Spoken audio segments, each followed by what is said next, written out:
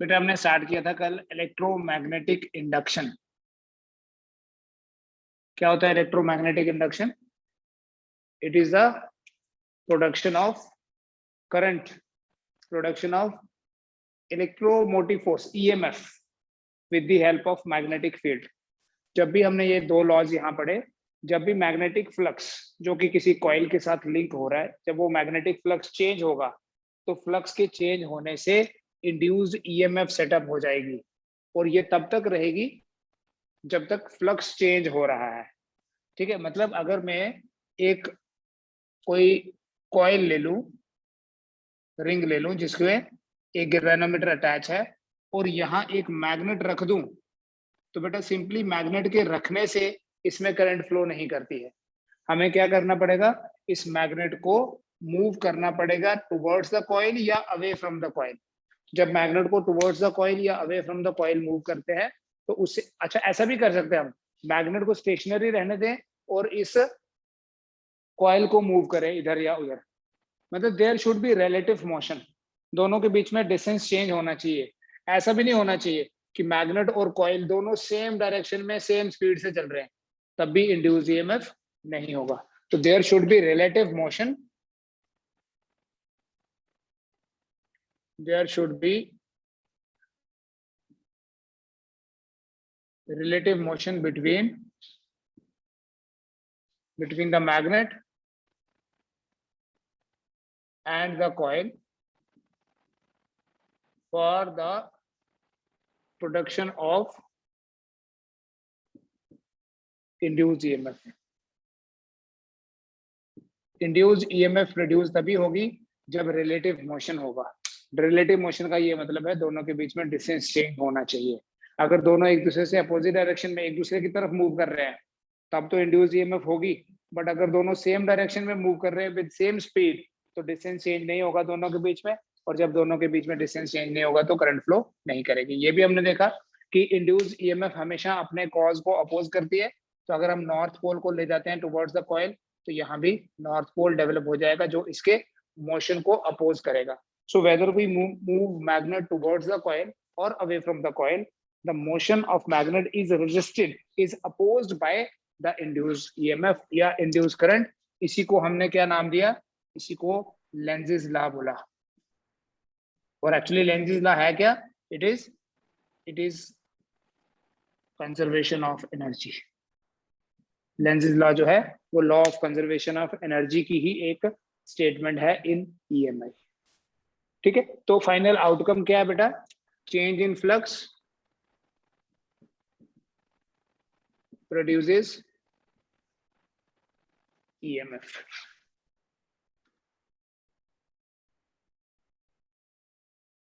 Flux में जो change होती है उस चेंज के कारण EMF जो है वो प्रोड्यूस होगी।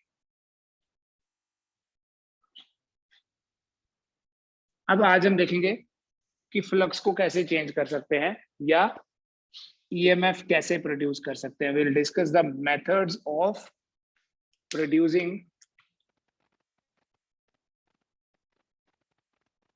induced EMF। methods of producing induced EMF। ठीक है, और induced EMF पहली चीज, induced EMF is produced by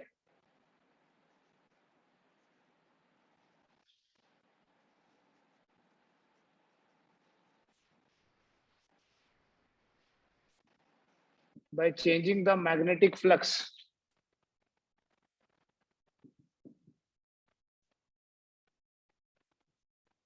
linked with the coil, and flux can be changed by, flux को कैसे चेंज कर सकते हैं, देखो क्या फॉर्मूला है बेटा फ्लक्स का,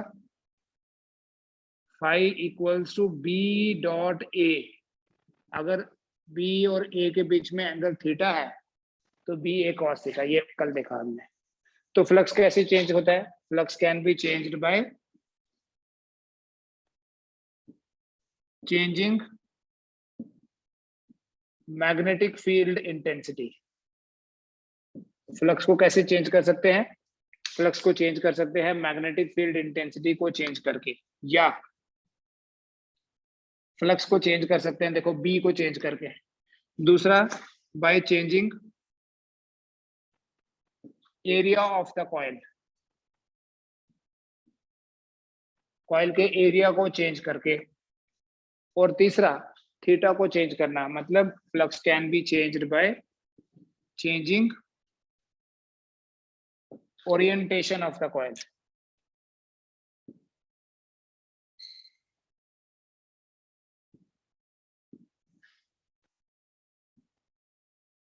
फ्लक्स को चेंज कर सकते हैं by these three methods, B को चेंज करके, ए को चेंज करके, या थीटा को चेंज करके, क्योंकि फ्लक्स इन्हीं तीन फैक्टर्स पे डिपेंड करता है, magnetic field, area and orientation.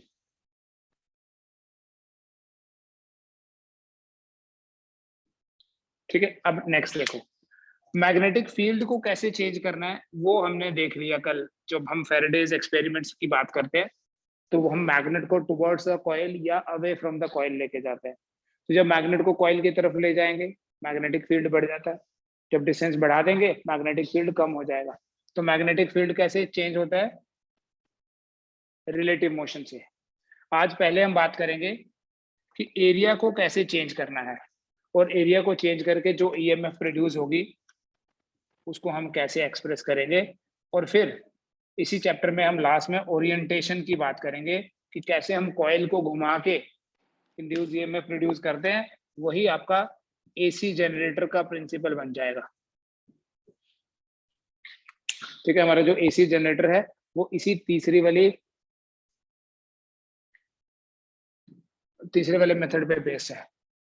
तो फ्लक्स को चेंज करने के लिए इन तीनों में से किसी को भी चेंज करो, तीनों को भी चेंज कर सकते हैं, but if we change any of the three we can have induced EMF. So let us discuss the second method. Second method में हम बात किसकी करेंगे, induced EMF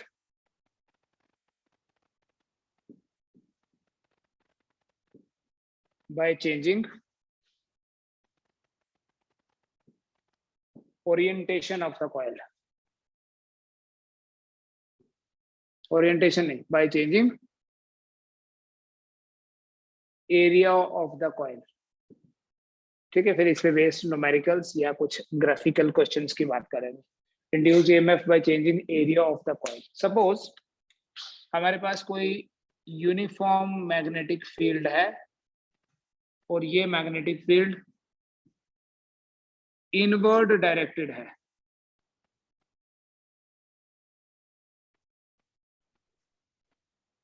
this magnetic field is directed perpendicularly inward. इस magnetic field में suppose एक metallic path रखा हमने, ये एक एल शेप में यू शेप में एक मेटेलिक पीस ऑफ मेटल है ये, और यहाँ पर क्या है, हम एक कोई और रॉड ले लें या कोई वायर ले लें जिसकी हेल्प से हम इसको क्लोज कर दें। Let this is P Q, ये जो मैग्नेटिक फील्ड है वो बी है, and we have taken a uniform magnetic field.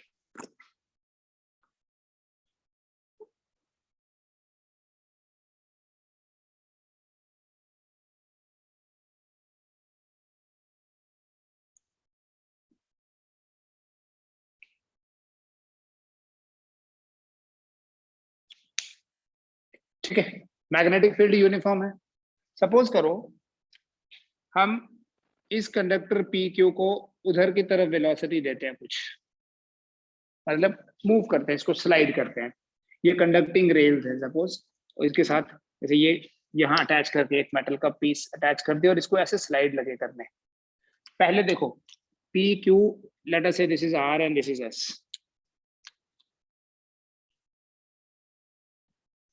P Q R and S. Suppose करो पहले यही सिचुएशन है, तो कौन सा एरिया है जिसमें से फ्लक्स क्रॉस हो रहा है, मतलब ये लाइंस ऐसे हैं, they are going into the board, for you they are going into the paper, तो ये वाला एरिया है। अब अगर ये कंडक्टर v वेलोसिटी से मूव कर रहा है और इधर आ गया, तो देखो इस कंडक्टर के उधर जाने से पहले इतनी लाइंस एंटर कर रही थी, अब ज्यादा लाइंस एंटर करेंगी। फ्लक्स चेंज हो रहा है, बट फ्लक्स कैसे चेंज हो रहा है? एरिया चेंज होने से चेंज हो रहा है। तो जो एरिया था पहले पी क्यू आर एस, अभी वो एरिया कितना है? P dash Q dash R S. ठीक है, एक conductor P Q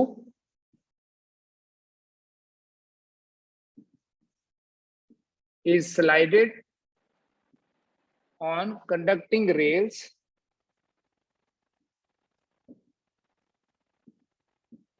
in a uniform magnetic field.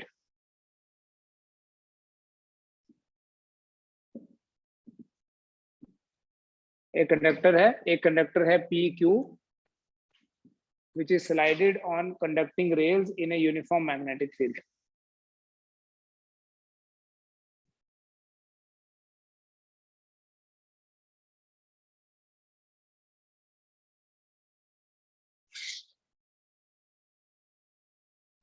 ठीक है, देखो अगर ये डिस्टेंस इसने जो ट्रेवल किया है, लेट अस से इन स्मॉल टाइम dt, ये डिस्टेंस ट्रेवल किया है dx. If v is the velocity of the conductor,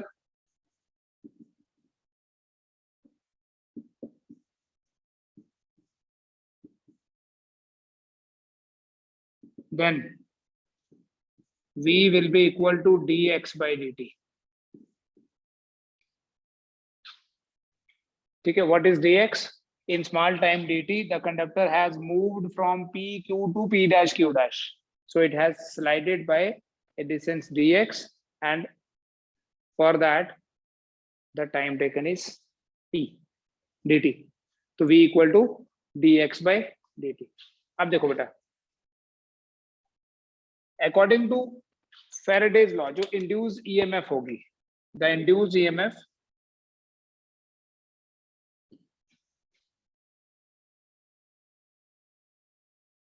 set up in the coil, set up in the loop is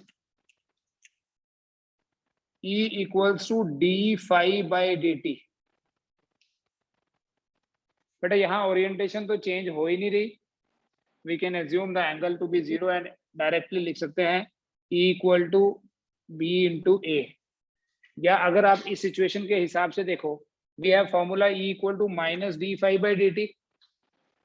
ठीक है, और अगर इस सिचुएशन के हिसाब से देखो, मैग्नेटिक फील्ड अंदर की तरफ डायरेक्टेड है, वी हैव टेकन इनवर्ड, और एरिया की डायरेक्शन आउटवर्ड होती है।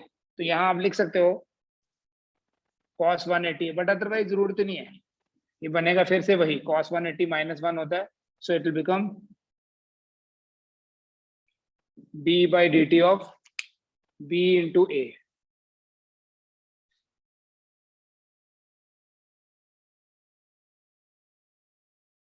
दिस मीन्स, क्योंकि ये माइनस एब्जॉर्ब हो गया। अब बेटा b तो कांस्टेंट है, सो हम इसमें लिख सकते हैं b को बाहर निकाल दो, being constant, d by dt of a। Area change हो रहा है बेटा, इस एरिया को देखो, अगर इस कंडक्टर की लेंथ है l, अगर इस कंडक्टर की लेंथ l है, तो यहां से यहां जाने पे लेंथ तो उतनी रही, ये विड्थ चेंज हो रही है। तो किसी पर्टिकुलर टाइम पे अगर ये dx है, तो एरिया कितना हो गया? b into D A by D x को हम l इंटू डी एक्स पे लिख सकते हैं या नहीं? देखो ये dA है, this is actually change in area. अगर ये फाइंड करना है change in area, mathematically find करना है, तो आप बोलोगे dA is equal to p dash q dash R S minus P Q R S. ठीक है, इस बड़े वाले एरिया में से ये वाला एरिया माइनस करो तो यही तो बचा, तो वो कितना बचा? L इंटू डी एक्स, तो written L into D X. Now this L is constant, again that is why it is out, तो dx by dt तो हमारा v है, so E क्या हो गया? BL V. This is the magnitude of induced EMF. ये जो induced EMF है, this induced EMF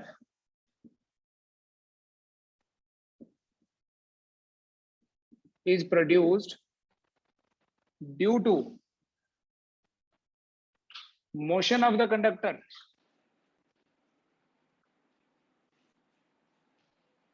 due to motion of the conductor, hence it is known as motional EMF. Emotional नहीं, motional EMF, क्योंकि ये किसकी वजह से प्रोड्यूस हुई? कंडक्टर को मोशन में लाया हमने, कंडक्टर की मूवमेंट की वजह से एरिया चेंज हुआ, तो जो EMF कंडक्टर के मोशन की वजह से प्रोड्यूस होती है उस EMF को मोशनल EMF बोलते हैं। बेटा अगर हम इस पूरे कंडक्टिंग रेल के रेजिस्टेंस को नेग्लेक्ट कर दें, ठीक है, मान लो नेग्लिजिबल रेजिस्टेंस है, थिक वायर्स है हमारे पास, we can neglect the resistance, सिर्फ इसके रेजिस्टेंस की बात करें तो ये क्लोज सर्किट है हमारे पास, या ये भी क्लोज सर्किट ही है, जब तक ये मूव करेगा क्लोज सर्किट होगा। तो अगर इंड्यूस करंट भी है, if I is the induced current,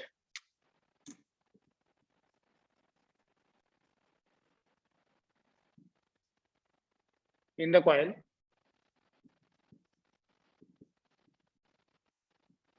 then this I will be equal to E by R, Ohm's law, ठीक है। What is R? It is resistance of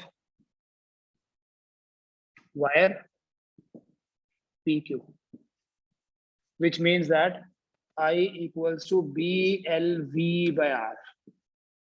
ये इंड्यूस करंट का expression है, इससे रिलेटेड कुछ पूछना तो पूछो। सो बेटा जो इंड्यूस EMF है मोशन के कारण जो प्रोड्यूस हुई, this induced EMF is equal to BLV by R, and sorry induced EMF BLV है, और जो इंड्यूस करंट है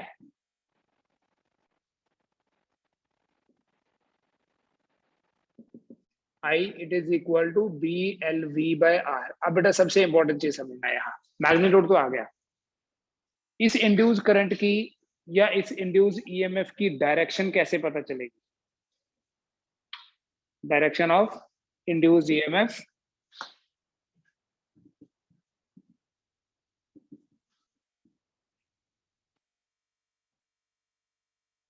और induce current is given by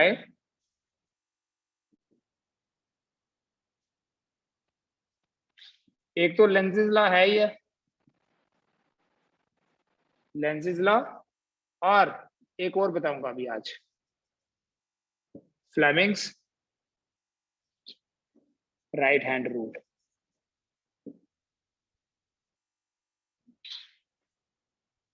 आपको याद होगा बेटा हमने फ्लेमिंग्स लेफ्ट हैंड रूल पढ़ा था, फोर्स की डायरेक्शन पता करने के लिए, ऐसे बताया था आपको, FBI है ना। अभी राइट हैंड रूल से हम इंड्यूस करंट की डायरेक्शन फाइंड करते हैं।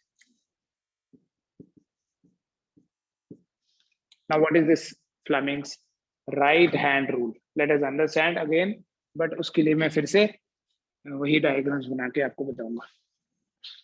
इस राइट हैंड रूल में जैसे आपने अगर पहले वाला याद हो तो ऐसे याद रखा था FBI, अभी राइट हैंड रूल में यू विल रिमेंबर MBI। पहले था फोर्स, मैग्नेटिक फील्ड, करंट, यहाँ MBI, M for motion of the conductor मतलब वेलोसिटी की direction, B for magnetic field, और हमें मिलेगी करंट की direction with the help of middle finger. The middle finger will give the direction of current. Right hand rule को याद रखो बेटा, जो आपने थंब है उसको रखना है along motion of conductor, then जो फर्स्ट फिंगर है,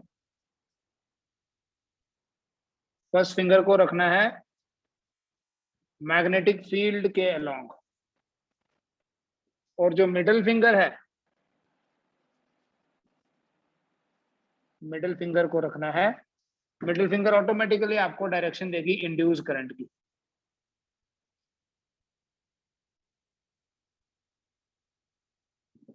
ठीक है, कैसे देखना, सपोज कर लो बेटा ये आपके पास कोई मैग्नेटिक फील्ड है,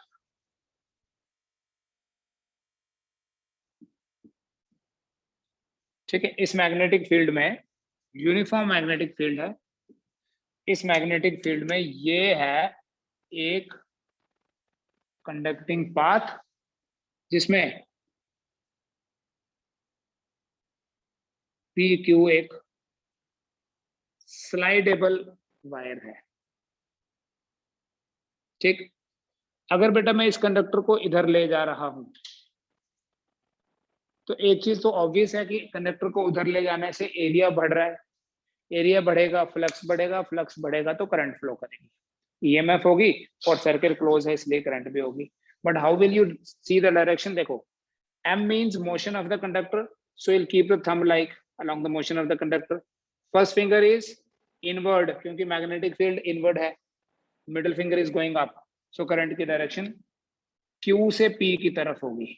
अब देखो करंट हमेशा क्लोज पाथ में फ्लो करती है, तो इधर तो जा नहीं सकती क्योंकि ये तो ओपन सर्किट है, so current will take this path.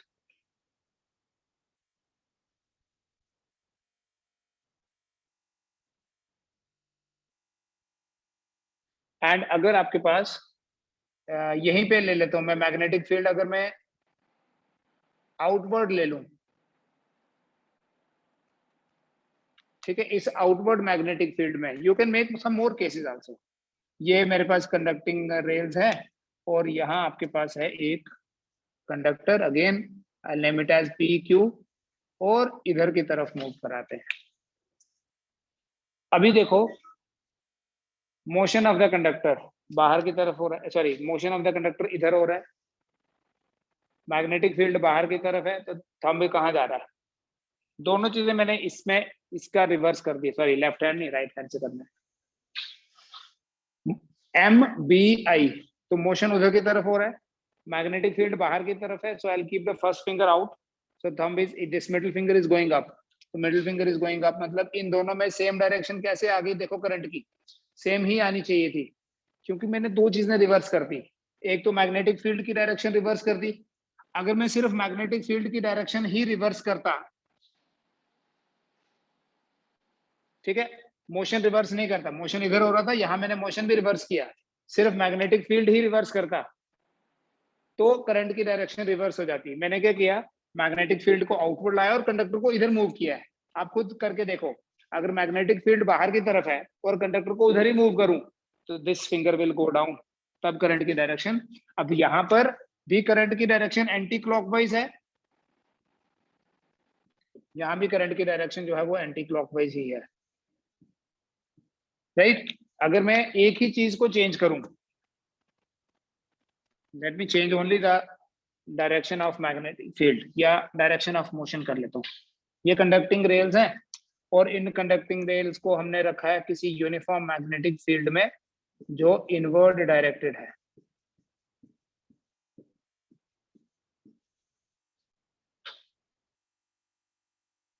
देखना आप, इस बार मैं इस कंडक्टर पी क्यू को अंदर की तरफ ले जाऊंगा, इधर ले जाऊंगा, मतलब लेफ्ट की तरफ।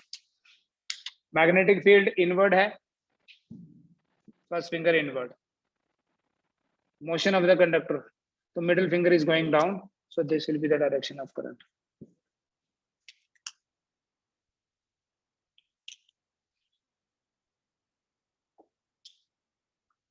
ठीक है, in both cases we have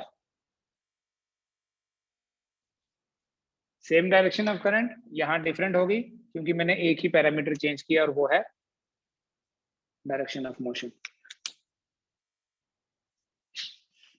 ठीक है, अब थोड़ा अगर टेक्निकली समझो, ट्राई करना समझने की। लेंजिस लॉ को यहाँ अगर हमें लेंजिस लॉ की हेल्प से पता करना होता तो क्या करते? आल्दो इस तरह की सिचुएशन में ना Fleming's right hand rule is more convenient, but Lenz's law से पता करना होता क्योंकि वहां तो ऑप्शन लिखा था ना हमने, it is given by Lenz's law, और तो लेंजिस लॉ की हेल्प से कैसे करना है सोचना। बेटा ये मैग्नेटिक फील्ड है, लेंजिस लॉ की स्टेटमेंट ध्यान में रखो, ये मैग्नेटिक फील्ड है, इस मैग्नेटिक फील्ड में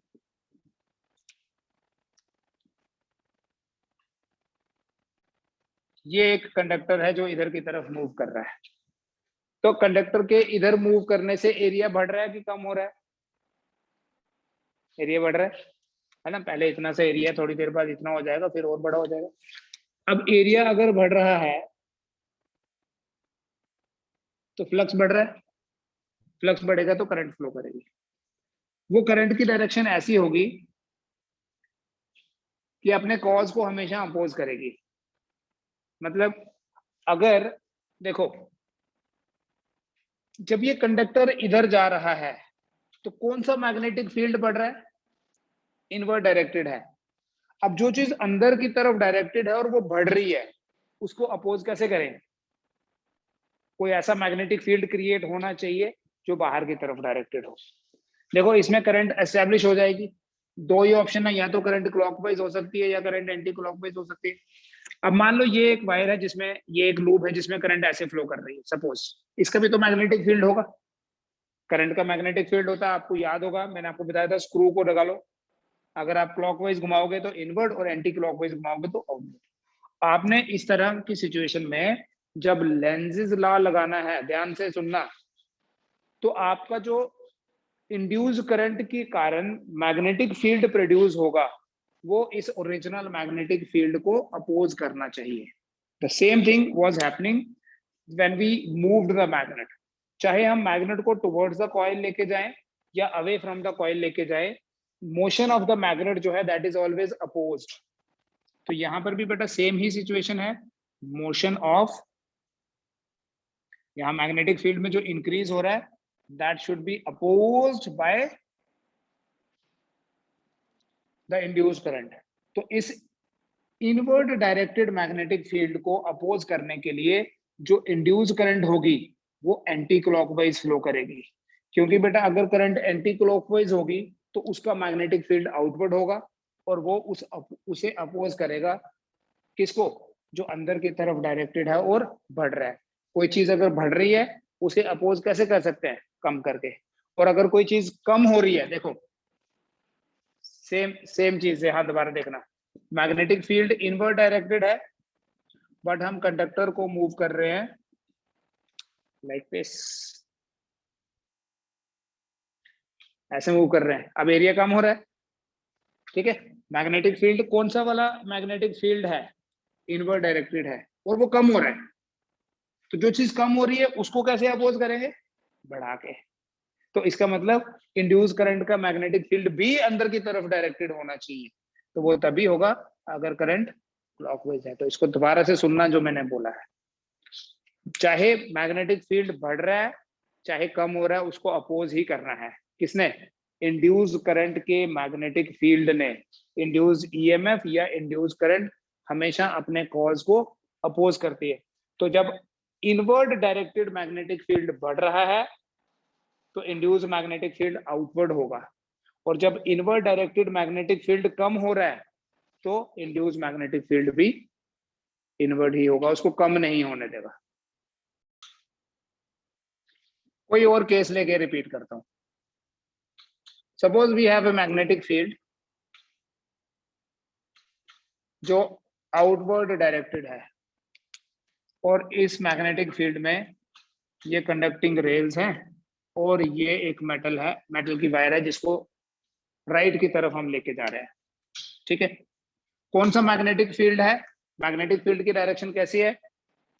मैग्नेटिक फील्ड की डायरेक्शन आउटवर्ड है और कंडक्टर के मूव होने से वो मैग्नेटिक फील्ड बढ़ रहा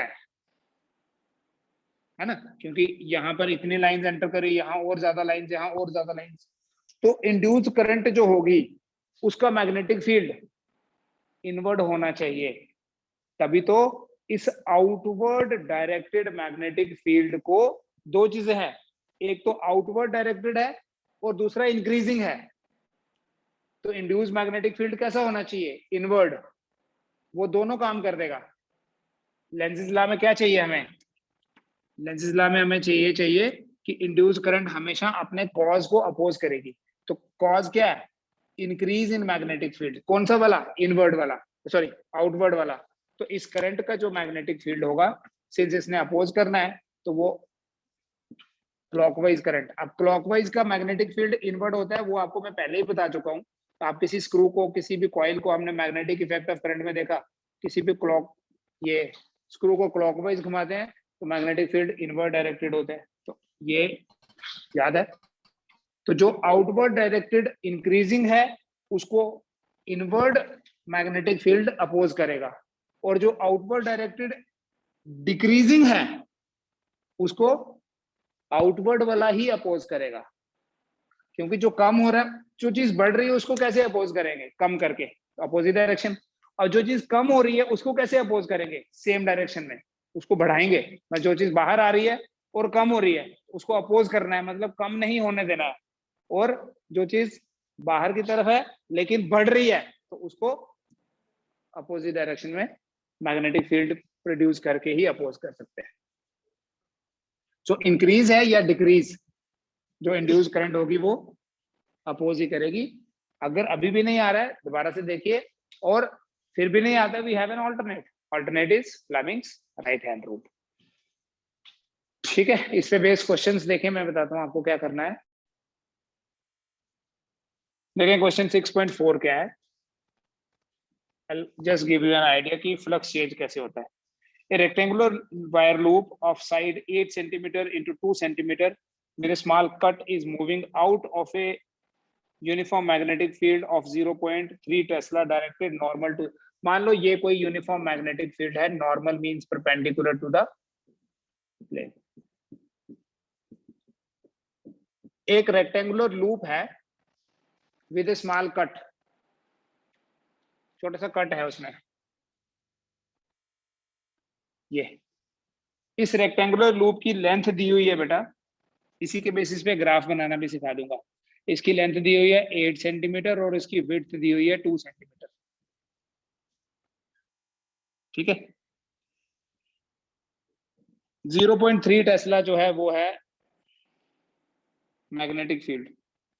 ईएमएफ कितनी होगी अगर इसकी वेलोसिटी जो है 1 सेंटीमीटर पर सेकेंड है in a direction normal to the longer side and shorter side, for how long the induced EMF will remain. देखो एक बार क्या किया, इस मैग्नेटिक फील्ड में कंडक्टर को ऐसे मूव किया normal to the longer side, और दूसरे केस में क्या किया, इसी मैग्नेटिक फील्ड में,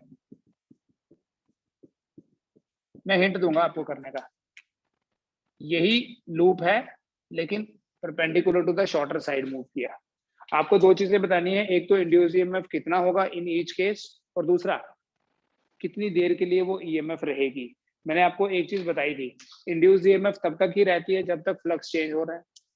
बेटा अगर ग्राफ के हिसाब से समझना है, देखो ये मैग्नेटिक फील्ड है, पहले मैं आपको एक ग्राफ समझा देता हूँ, things will become more clear. और ये एक कंडक्टिंग लूप है, ठीक है, विद स्मॉल कट। कट का मतलब ये है कि करंट फ्लो नहीं करने वाली, करंट तब फ्लो करती है जब क्लोज सर्किट होता है।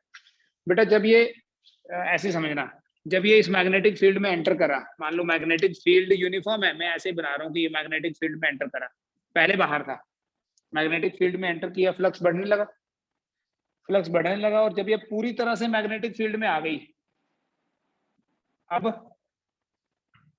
फ्लक्स चेंज नहीं होगा, फ्लक्स कांस्टेंट है, फ्लक्स कांस्टेंट है, जितनी देर ये इधर रहेगा फ्लक्स कांस्टेंट रहेगा, और जब ये यहां से फिर बाहर निकलने लगेगी लूप, उसके बाद फ्लक्स जो है वो फिर से कम होने लगेगा।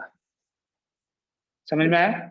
और जब ये फाइनली बिल्कुल बाहर आएगी फ्लक्स फिर से जीरो। ठीक है, मैग्नेटिक फील्ड से बाहर आ गया, फ्लक्स जीरो हो गया। तो अगर मैं आपको बोलूं बताओ फ्लक्स और टाइम के बीच में graph, taking time along x axis and flux along y axis.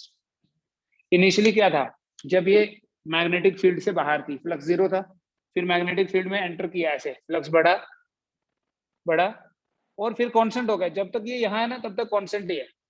अब यहाँ वो कितनी देर तक रहेगी वो डिपेंड करता है इसकी वेलोसिटी कितनी है और मैग्नेटिक फील्ड कहाँ तक है। बट अगर आपको ग्राफ ही बनाना है, बिकॉज टाइम की वैल्यू गिवन नहीं है, फ्लक्स पहले बढ़ा फिर फ्लक्स कांस्टेंट हो गया for very long time, flux constant, and उसके बाद फ्लक्स फिर से डिक्रीज। ठीक है, दूसरी चीज से समझना, अगर मैं ईएमएफ की बात करूं, इंड्यूस ईएमएफ,